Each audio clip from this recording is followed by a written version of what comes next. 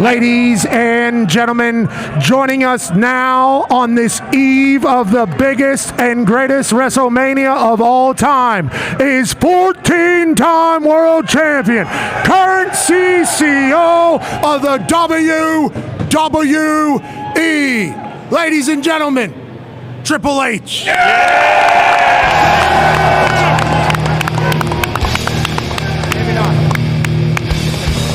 Time to play the game!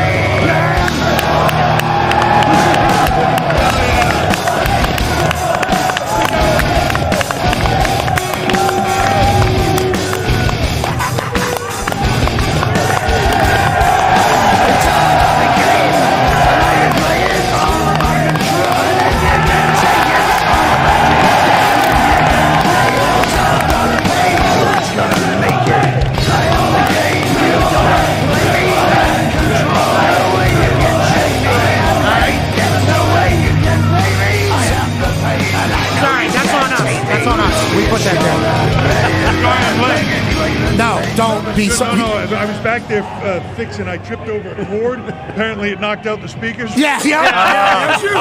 Don't take blame. No. I had to fix that. Hey, we want to let you know the reason why the speakers aren't working is because these people are all so damn loud. Can't hear us again. Listen to this. We want speakers. They want speakers. We want speakers too.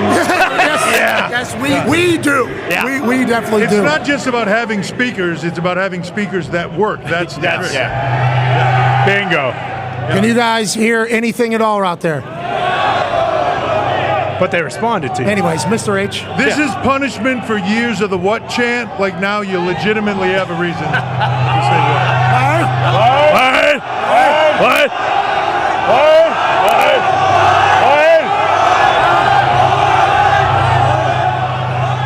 Mr. H, WWE World has seemingly been a smashing success aside from the speakers for these people to be able to hear us.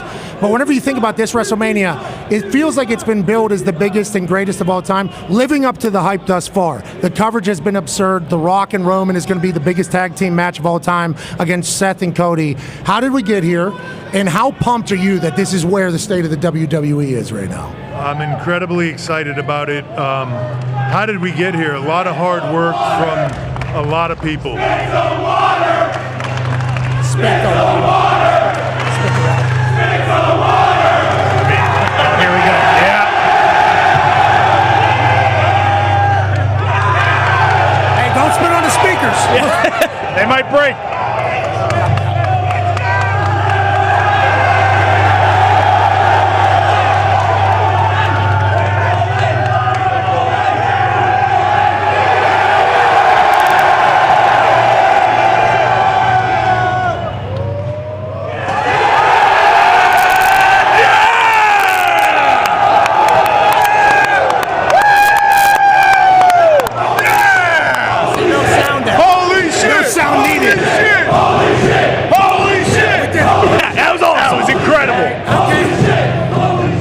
Content officer, you got any other non-sound things? We can do it for about 2 hours and 40. Get the sucker cam going. That summarizes my career. I was able to spit water, and I still can. I've still got it. I think I had a chance to be at a boxing match with you, and you said a lot of hard work before they cut you off, and you're right. I mean, the WWE superstars, the crew, the production, I am so lucky to get to see it day in, day out to build to this point. I got a chance to walk with you during, I forget whose boxing match it was, at Madison Square Garden. One of the first times I think we've ever really met or hung out. And I was walking behind you, and people were screaming your name in like 7 different languages. Legit.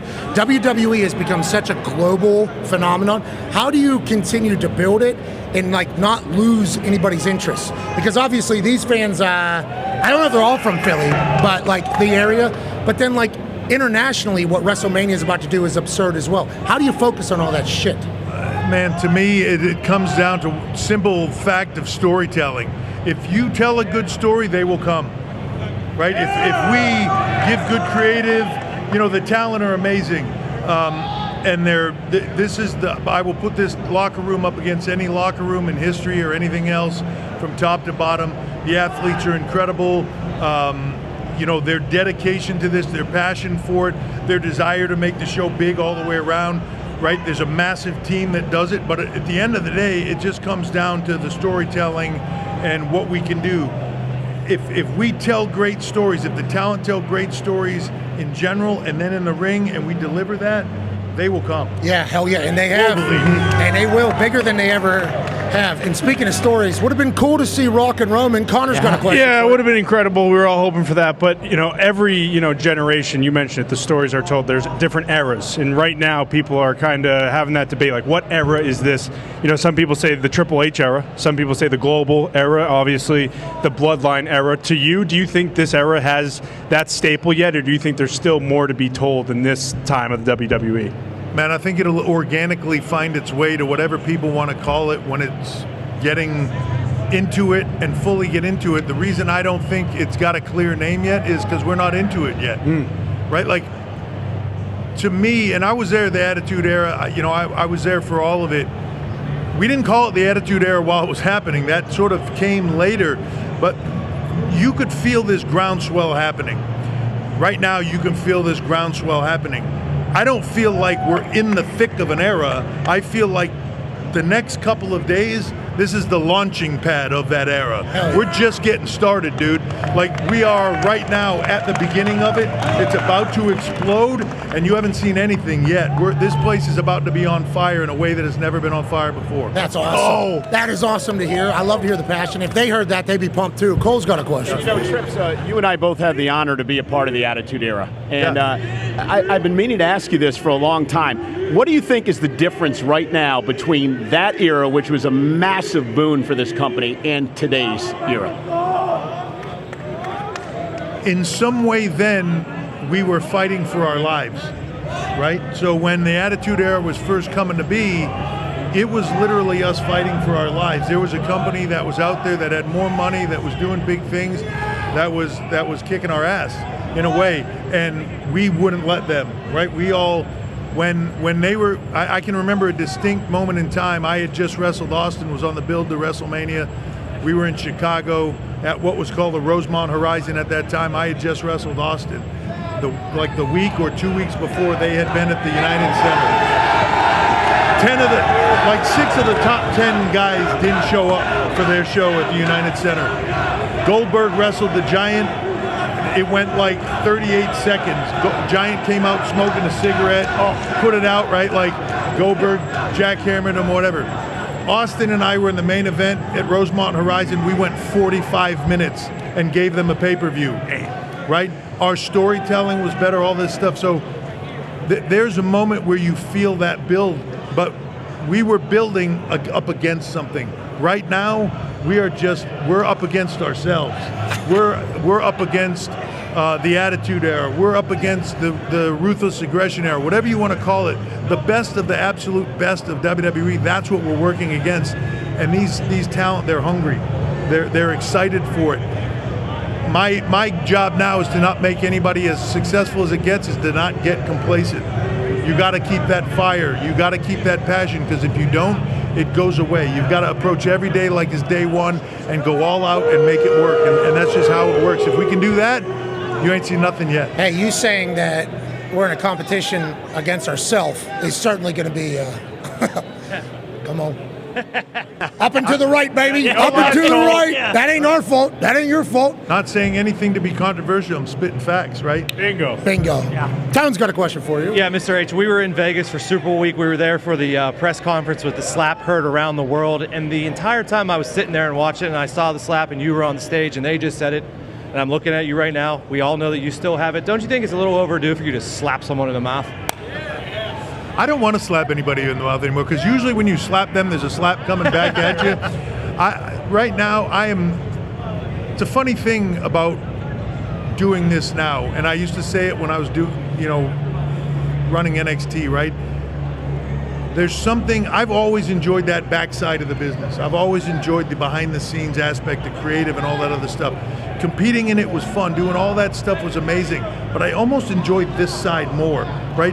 Helping these guys and girls, watching them go out there and succeed, watching them take something that they love and is a passion of theirs and go beyond their wildest dreams and getting what they want, to me, that's more exciting than the physical aspect of it. As much as I enjoyed that, as much as I love the sold-out crowds and that adrenaline, Rock goes out there all the time and does the goosebump thing. Do you think he just always has goosebumps? I've been wondering about that. I think it's just his skin. Yeah. He should. Papa Tui. Yeah, He's got a skincare line. I hope it doesn't do that Papa to everybody. Tui. No, I'm hoping I get goosebumps. But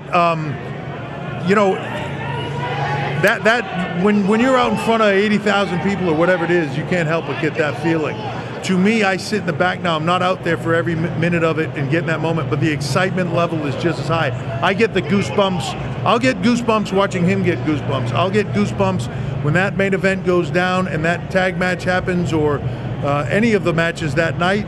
Man, to me, it's as emotional as anything I've ever done in my career. It really is. Sounds cliched, but it's like watching your kids do stuff you're proud of as opposed to you doing it. It's almost even more meaningful. So, I know there's a lot of banter around, people's love for things or their love for the business or whatever. 24/7 from the moment I wake up to the moment I go to sleep, 24/7, right? This grind, what we're doing this week, you look at what we're doing this week, there is no company on this planet doing the amount of live content we are doing, selling the tickets we're doing over this shorter period of time. No one on the planet, I don't give a shit about what it is, what profession it is, what sport it is, what entertainment it is. There's nobody doing it, right? You only do that with a level of passion that everybody else that says, no, I'm passionate about this, I love it, they don't even understand the term. That's the truth. They don't even understand the term. So, whatever you think about... They've got speakers. Hey, I'm proud of you. to the time in which we had no sound for this audience, we got 2 words for you! Suck it! Yeah, I love that. Okay, can you hear us? We did it. We did it. Somebody ran over to Best Buy. We are back in business. Big shout out to the Philadelphia Union coming through here. Union workers. No, they boo them. They just fix it for them, and they're already getting booed. Well, I assume there's probably some preconceived notions about how this all went down from some people. But hey, I come from Pittsburgh. Believe me, I very much understand the entire process of the entire thing. You talked about, you enjoy the booking aspect of it and feeling like that. I know whenever you go out there, you'll cut a promo in front of some of these crowds, and you hear the people. And I'll see you get jacked up a little bit. You start doing the whole thing. With what happened to you, are you able to potentially, are you still working out as hard, or do you still have the? Yeah, I still train, I still do all that. So if the story called for it, you could potentially get back in the ring. No, I don't think I would. I don't think so. Yeah, physically. I'm not saying mentally. I'm saying physically. No, I don't think I should be out there taking bumps around. Look, I've got a jump starter, right? So that's all good. That's a backup system if anything goes bad in your life, which could happen to anybody at any given time. Hey, man, especially nowadays. Right? Yeah. So I got a backup system. You don't want to unplug the wires. No, and that would be. Yeah. Okay, because that's always my thought. Because I'll see you, and you see me say to you every time I go, I hit him, and I'm like, hey, you look. Still John. Are we getting Mania season? Are we getting ready for that? And then in the back of my head, I'm like, asshole. He probably can't even do that every time I ask you. Look, it's funny because sometimes people will say that and they'll be like, oh man, I'm sorry, I forgot you can't, right? I'm totally good with that. I wrote it till the wheels fell off, almost literally. I'm great with that. And I was at a place where I should have been retiring anyways. I was in a place in my mind where I wanted to be done with it. The last year that right before this all happened, I had been asked to go to WrestleMania 2 days. I need you. Hey, you can work with anybody you want. And I had said, I don't think I want to do it. And I was, please think about it. Let's just do it. Please think about it. And I had thought about it and was going to go back and say, I'm not doing it. And then I had to not do it. So I was already there. I'm good with it. I have zero regrets. They want to kill you. Yeah, No, that's forever. The thing.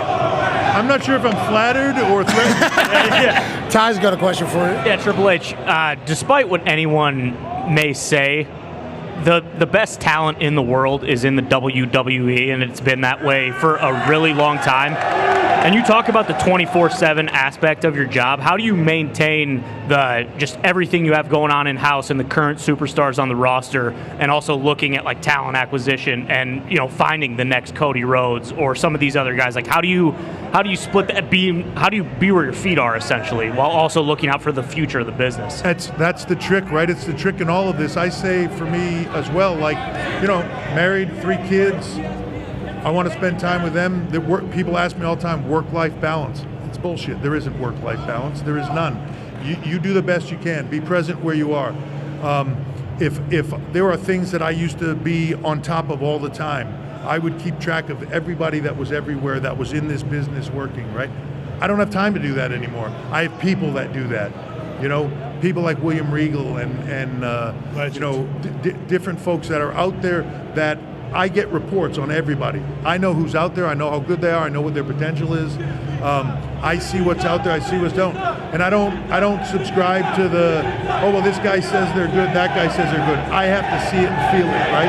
I have people that I trust.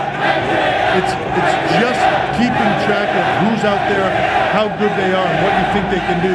And because they succeed someplace else doesn't mean they'll succeed at the big time. How many players go from college football to high level and fail in the NFL? Yep. It's massive, right? It's a different game. It's a different world. If they're not here to be all in on this, like when I see people that come out of, trying to make it, and then they pick the job where they go, well, they work less, the schedule's lighter. All right, then I'm glad I didn't get you. Mm-hmm. Okay. Because if you're not in it for the grind, at that point early in your career, you have no business being here. Okay, so when I was in the league, I would come to every event that you guys had. And I got hooked up with somebody at the WWE, I forget who it was, and they sent me a DVD about becoming a superstar. It was like a recruiting DVD, I think, for people that would get sent out there. Yeah. And it's like, here's what a superstar is, and kind of laid out what it is. Here's the steps you could take if you want to become a WWE superstar. In your eyes, what does it take to succeed at the WWE? Because there is people who have had success that might have 3 initials, that these people were just chanting moments ago. It's like, what do you think in the WWE it takes to be successful? Why do some people go, and why do some people not, do you think, in the WWE? So, in a lot of ways, like I always say, charisma is king. And that's the truth in this business. I can make a long list of people that were not at the upper echelon of the athletics that were massive stars in this industry, right? Charisma is king.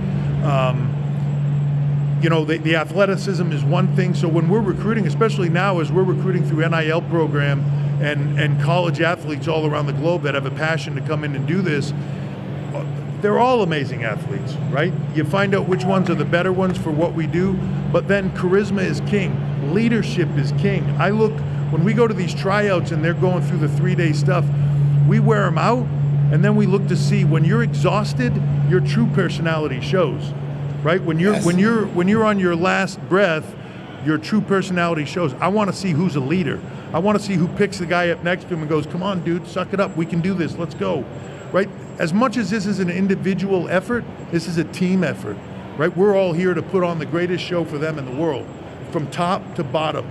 So they've all got to work together to make that happen. It's not one person's gig. Last question for me. I know you're very busy, and I think they can hear us. You can hear us, though? You guys should have heard the first half of the conversation. He was killing it. Unbelievable. First half, he was killing it. Breaking all over. The first half was way better. No. It's about to be the best. It's about to be the best right now.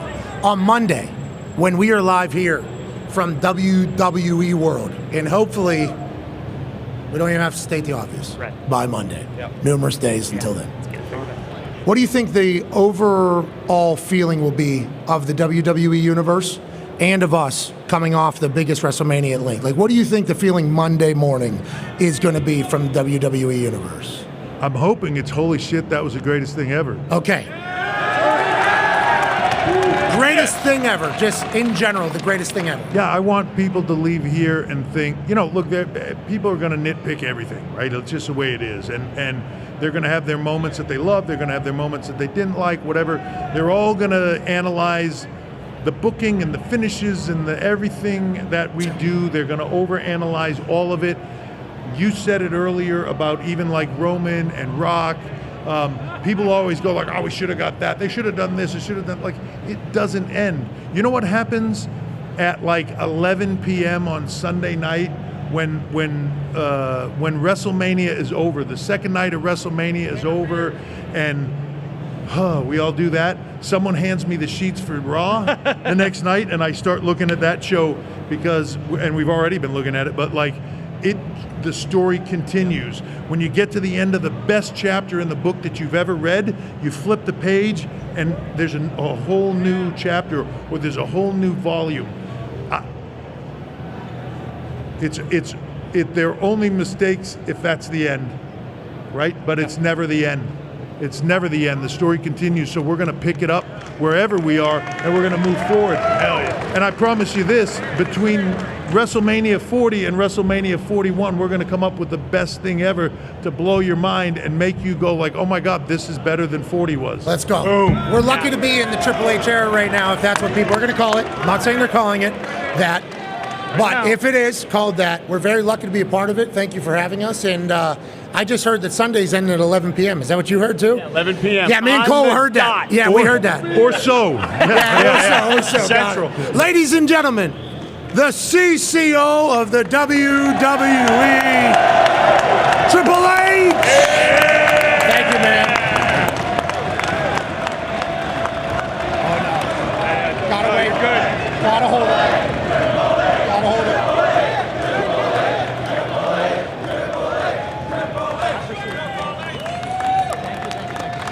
Next time we do the spit thing.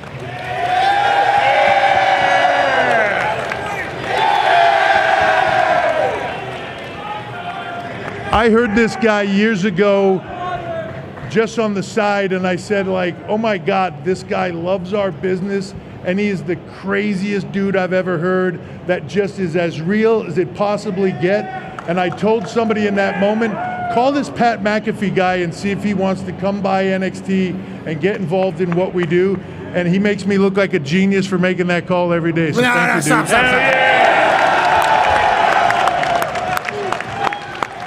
Thank you. And Michael Cole was the one that had to I make was that going call. to say, who made the phone call?